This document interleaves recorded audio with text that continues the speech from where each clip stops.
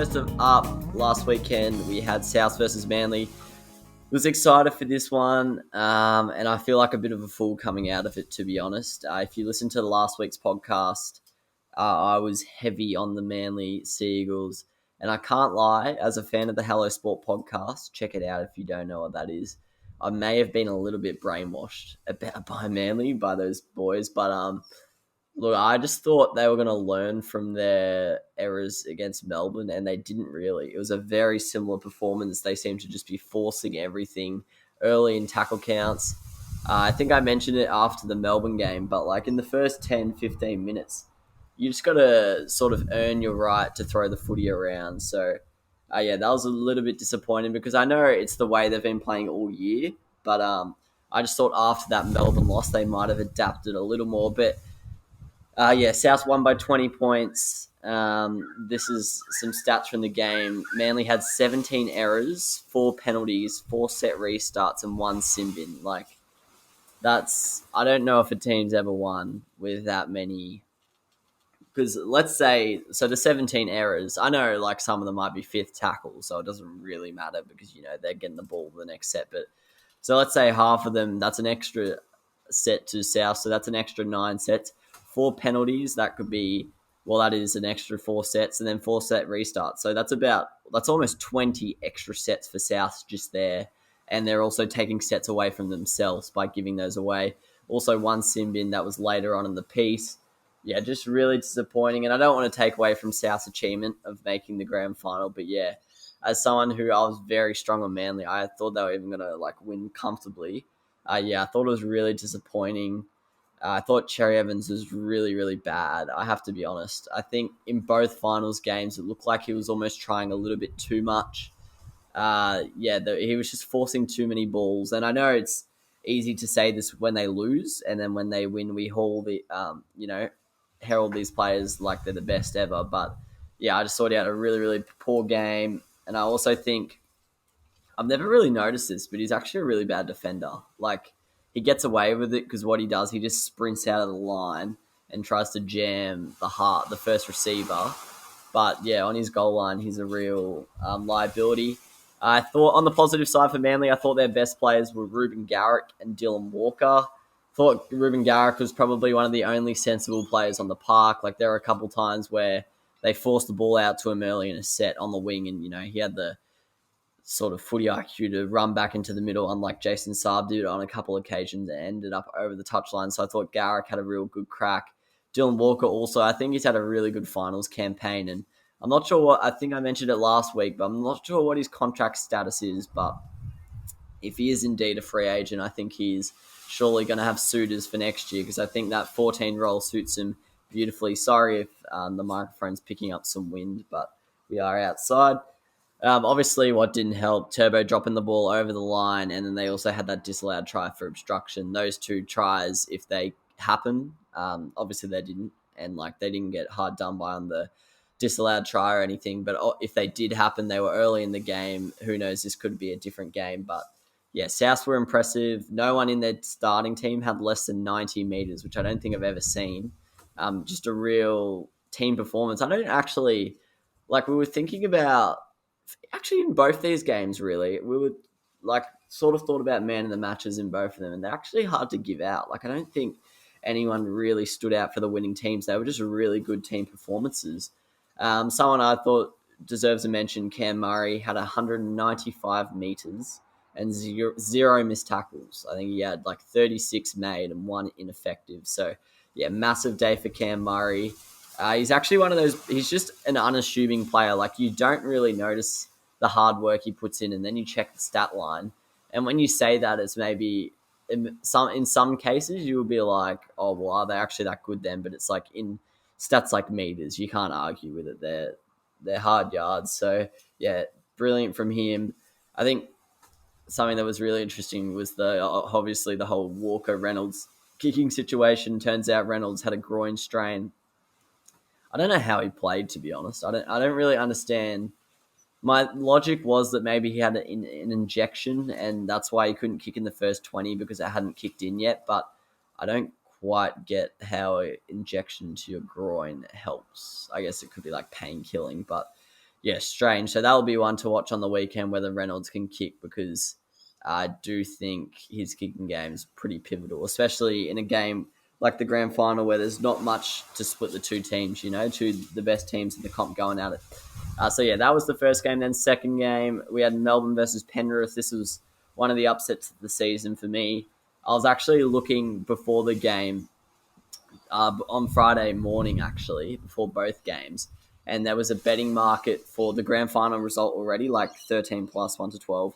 And Melbourne 13 plus and Melbourne 1 to 12 were both above $3. So I was telling my mum, like, it's actually, like, I thought it was a fairly sure thing that they were getting up. So I was like, it's actually genuinely not a bad idea to put money on both of those, and you're getting pretty good odds for Melbourne just to win the grand final.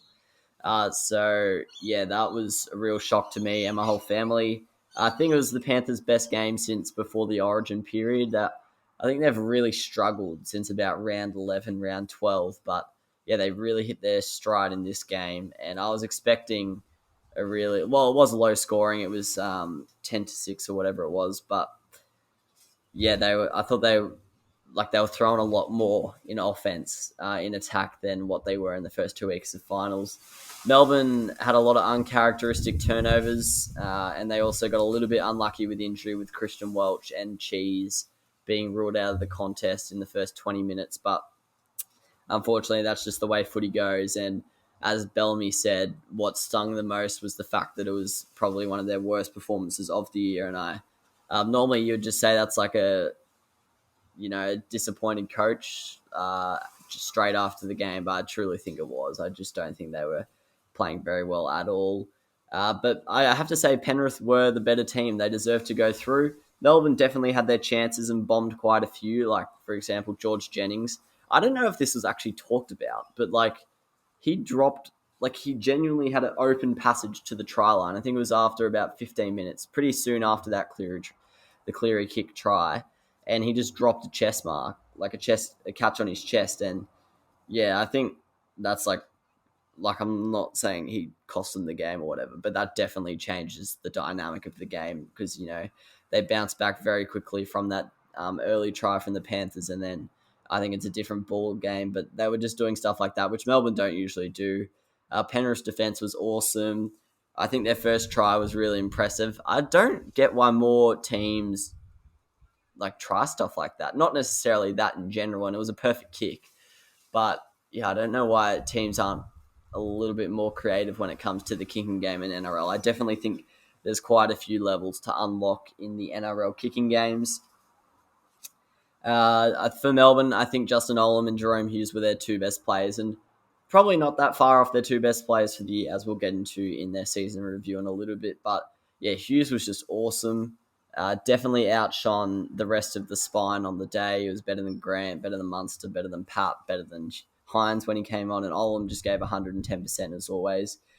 And on Penrith side, Toto and Dylan Edwards were terrific. Both had over 200 plus meters. Edwards is continuing this elite run of form that I've never really seen him play, to be honest. And Toto, similar to Cam Murray, as I mentioned, you don't, because it's so early in the tackle count, you sort of don't take notice. But yeah, he just chews meters. Like, he's an absolute freak. Capewell, I thought, was really good as well. I think he was close to their best player. I think if I had to give the 3 votes or the man in the match to someone, it probably would have been Capewell. I think when Melbourne started to get on top around halftime, I think he was one of the Penrith players that stood up and sort of made a few big momentum changes, like, a few line breaks and stuff like that. And then someone else, Tavita Pangai Jr., only played 16 minutes at the start, but I think he really set the tone for the game. Like, Penrith have looked tired, lethargic the last couple of weeks, and yeah, he really brought that aggression. He obviously had a bit of a tussle with Christian Welch early, played a big part in that set where they scored their first try, and he just got the boys up and about. And yeah, as I mentioned, he only played 16 minutes, but I think he really set the tone for the Panthers. So that was a great win by Penrith, and a shame for Melbourne. The Dalliam Awards happened on Monday night, supposedly over 2 nights, but pretty much every award was given out on the second night. Penrith dominated the team of the year. I was actually kind of surprised by that, because I would have thought they would have taken votes off each other, but I think they had 6 in the 13.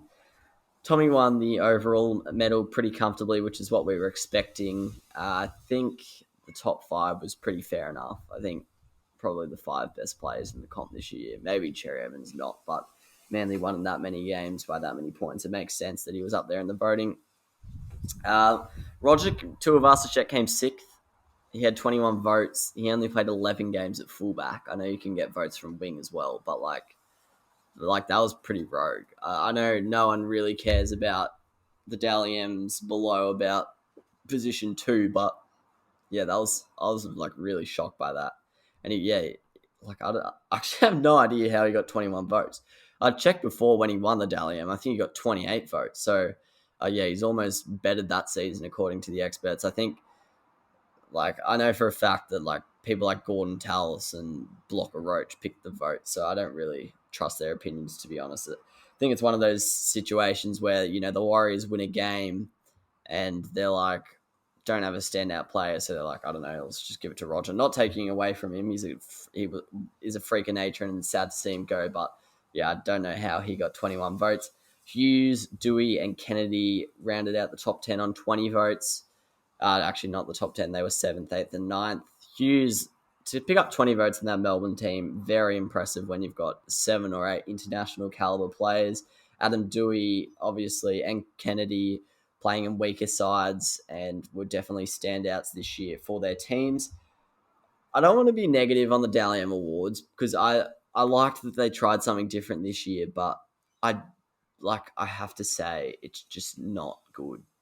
And I know we don't have to always compare ourselves as a sport to the AFL, but I think when it comes to the Brownlow and the Dalliam, I think the NRL can definitely learn a lot from the Brownlow. I think the 2 nights thing was a nice idea because obviously the Brownlow, they only give out that one award that night and then they have other award nights for the other ones. And I reckon the NRL can definitely do something like that. To be honest, in general, I think the whole 3-2-1 system is a bit outdated. As we saw with the Justin Olam situation, I know he ended up making the team of the year, but there's a lot of situations where the best players don't make the team of the year. This year was a bit different because the best players were in the best teams, so they picked up more votes. But the team of the year, the rookie of the year, all that stuff, it shouldn't be done on 3-2-1s. It's just a poor. Because realistically, if you're the 4th best player in every game you play in, you could easily be the best center of the year. That's very impressive to be the 4th best player in every game. But you would actually get 0 votes. So, yeah, I think it's a flawed system. I think the NRL should take a leaf out of the American sports systems when it comes to, just picking nominees and then an MVP at the end of the season. I think it makes a lot more sense. And, yeah, I just think the whole thing, whether it be the 3-2-1, whether it be the way they actually do it, the way they actually do the... if you're going to do the 3-2-1, you've got to go a Brownlow style. You've got to read out each game. It's just ridiculous how they just... in terms of actual votes, they read out 2 matches. What the hell is that? And if you do the whole 3-2-1 thing, I know they had the scandal the other year, but, the biggest part of the Brownlow is, betting. My mates down here in Melbourne, they absolutely love betting on the Brownlow. So I think that's something the NRL definitely needs to address because...